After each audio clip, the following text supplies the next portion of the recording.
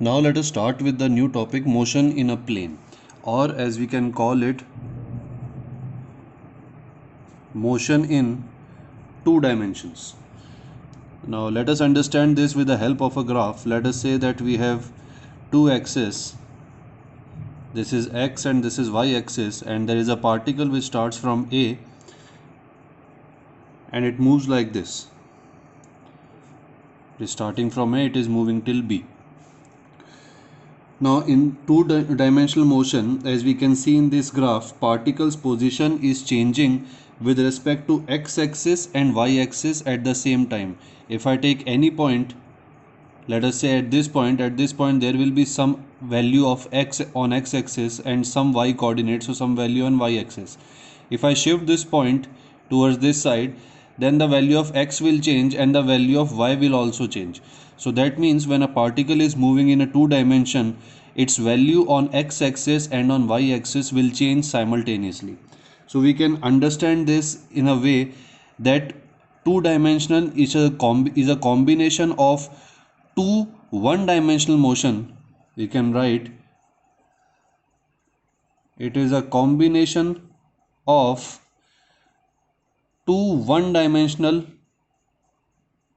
motions at the same time. This means that as the value on x-axis is changing, the value on y-axis is also changing. When we were studying motion in one dimension, then only one value was changing at one point of time. Either only the x value was changing or the y value was changing. But since here both the values are changing at the same time, so we can divide this motion into two parts, a one dimension motion along x-axis and one dimension motion along y-axis, and we can say that if these two motions are happening at the same time, then that motion is called two-dimensional motion. Now let us say that if this particle is starting from A and at this point P, let us say that it has some velocity v.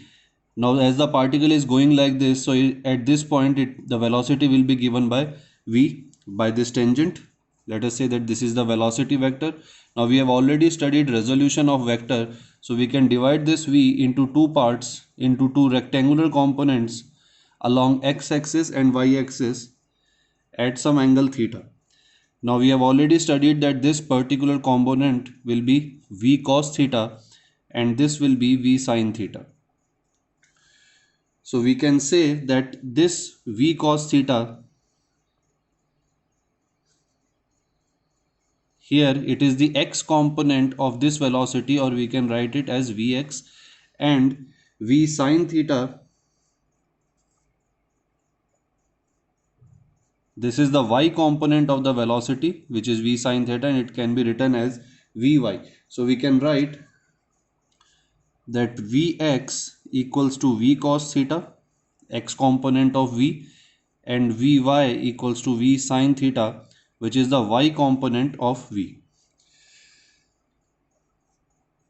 This means that x coordinate, the value of x coordinate is changing with velocity Vx or V cos theta, and y coordinate is changing with velocity Vy or V sin theta. The x coordinate, as we are moving along, the x coordinate, value of x coordinate will change according to Vx with the speed of Vx, and y coordinate will change with the velocity of Vy. So if we write vector V in form of vector, then it can be written as Vx I cap plus Vy j cap with the help of unit vectors. We can also find the resultant. It will be equal to Vx square plus Vy square, because they are rectangular components, so the third part 2 Vx Vy cos theta will become 0 because of the cos 90 degree. And similarly we can find out tan theta, which will be equal to Vy by Vx, or we can say that theta equals to tan inverse of Vy by Vx. So what we are doing here is that we are using the same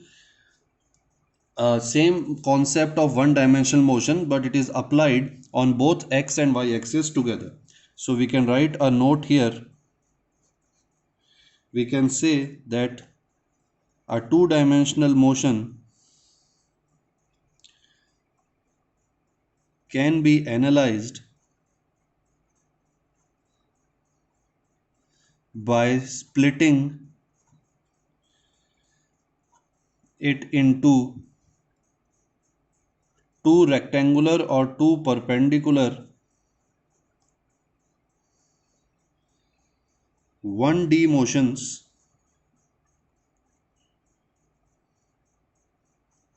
with time as common variable. Time as common variable, it means that time is changing for both of them with the same speed. So it will be common.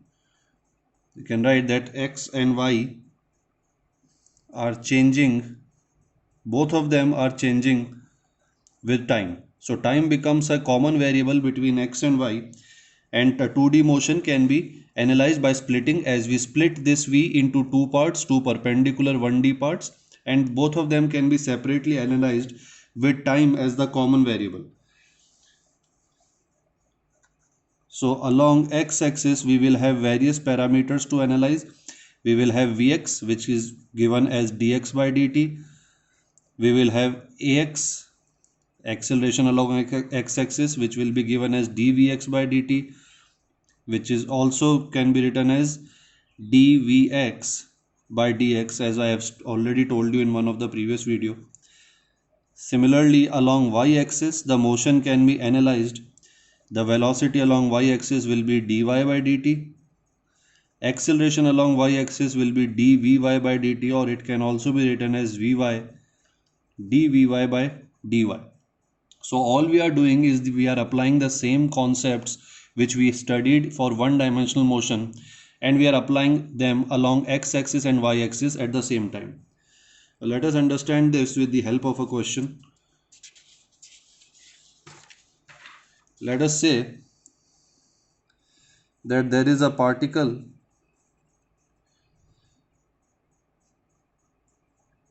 whose position is given by two equations.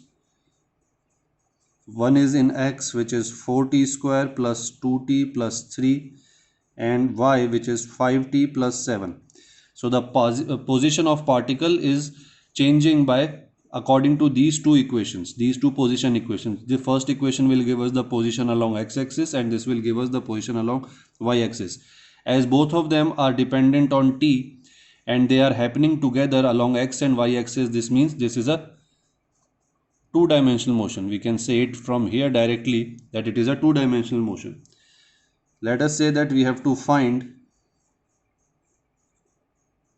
velocity at t equals to 2 seconds. Now we know that the velocity is differentiation of position. Since we have two positions, we have along x-axis and y-axis, so its velocity will also have two directions. One will be along x-axis, which is given by differentiating x. This will be equal to 8t plus 2 meter per second, and along y-axis the velocity will be dy by dt, which will be equal to 5 meter per second. Now at t equals to 2 second, we can simply put the value of t equals to 2 second in both the equations, and we will find that Vx will become, if we put 2 here, it will be 16 plus 2, 18 meter per second, and Vy will remain as it is because there is no t left here. So it will Vy, the value of Vy will remain constant at 5 meter per second. Now we have two velocity components along x and along y. That means the velocity vector is written as Vx I cap and Vy j cap, and if we put this, we will have 18 I cap plus 5 j cap as the velocity vector. You can also find its magnitude.